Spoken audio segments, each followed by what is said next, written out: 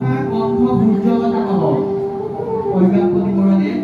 আৰু মহা পুৰোহিত বঁটা পাব আৰু লগতে সত্ৰ মহাসভাৰ অধীনত এখন পঞ্চানন মহাবিদ্যালয়ৰ অধ্যক্ষ ৰূপে অলংকৃত কৰা প্ৰজ্ঞাপতি বৰুৱা আৰু লগতে হিচাপে আসন অলংকৃত কৰা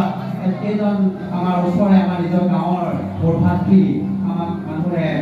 ওচৰতে গুৰুত্ব নিদিলেও কিন্তু আমাৰ অসমৰ মানুহে গুৰুত্ব দিছে